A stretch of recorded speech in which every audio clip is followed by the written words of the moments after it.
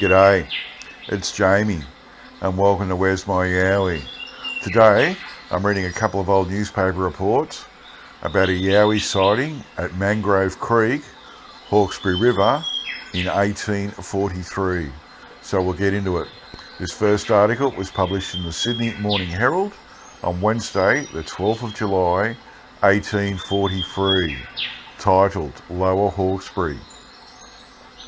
We cannot find a better conclusion to this week's article than the report of a monstrosity which is at present the theme of wonder as it is of terror in the neighbourhood of Mangrove. We are credibly informed that several parties have been unexpectedly alarmed by the sudden appearance of a monster, which they designate a Yahoo from the noise he makes, who has come upon persons when encamping at night and to others in the vicinity of their houses. He is described as being nearly 7 feet in height, with feet apparently like human feet, only of enormous size, with his visage turned backwards and his body covered with apparently a down. He appears to be harmless, never having been known to commit violence, and always utters his uncouth Yahoo. There are parties who persist in stating that he was close to their house in Mangrove, and others who declare to having met him on the road to Wickety Wees. We merely give the facts as stated to us upon our return, and which, upon inquiry, we find firmly persisted in. We recollect hearing of a wild man once haunting the upper districts in the vicinity of Pitttown, and presume the present to be another of id genus irribil. The end. Okay, so this next article was published a week later. It was published in the Sydney Morning Herald on Wednesday, the 19th of July, 1843, titled News from the Interior. In the hurried notice which we were necessitating to take last week respecting the extraordinary visiant yclept the Yahoo, whose appearance is a matter of special alarm and discomfort to many of the families on the river, we were obliged to rely upon statements of 2 or 3 parties, whose descriptive powers, being perhaps overheated by a recollection of their fears, may have led to certain imaginative inconsistencies, which, at the moment in our haste, we overlooked. As we should be extremely loath to be instrumental in propagating, as fact, any chimera that may be entered the distorted fancy of any party, we may have been very particular in our inquiries upon the subject, and having traced its identity to more than one source.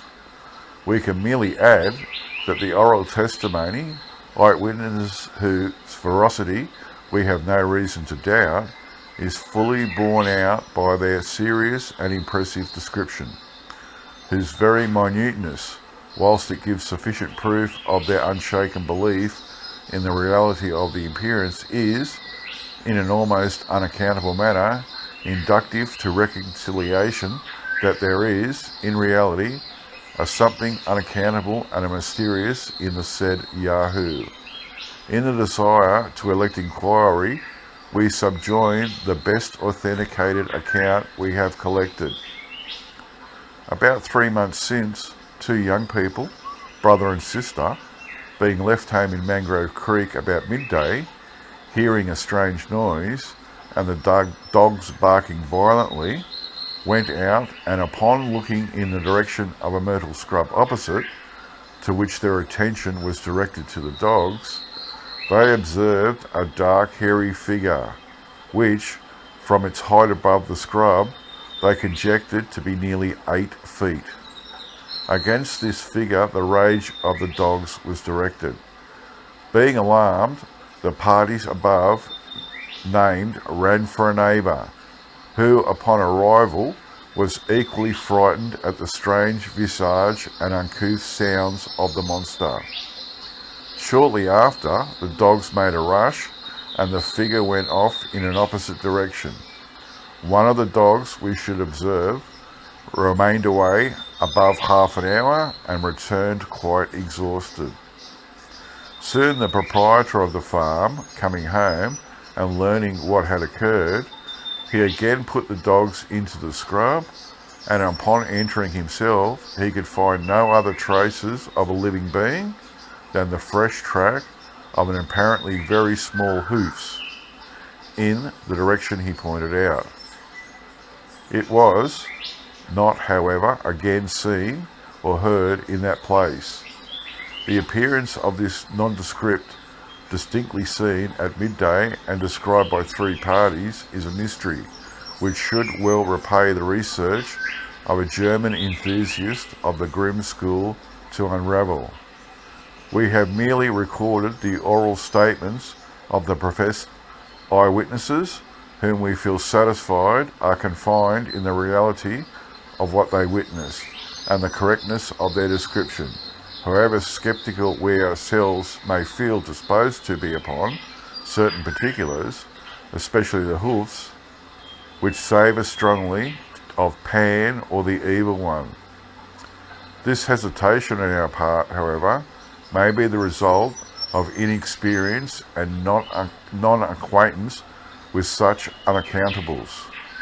The hairy attributes we admit to be natural enough, as witness Peter, the wild boy, the orangutan, and others of genus Simia. But we repeat that the impression of the very small hooves, described as unlike any definite beast track, goes by considerably against the grain of our fancy, and merely requires the addition of tail and horns, in our opinion, to reconcile the old idea that the old gentleman himself had positively indulging in one of his rambles in propria persona. The end. That's an interesting story. Like they're saying, it's either 7 or 8 feet high, it's got feet like a human's, but are enormous size, and they're turned backwards, and his body's covered in a down, and like they sent the dogs after it, and they couldn't find it. But most of the dogs actually went to attack it first up, because usually most times they're pretty scared of it. Okay, that's it from me. I'll get back to you all next time. Bye.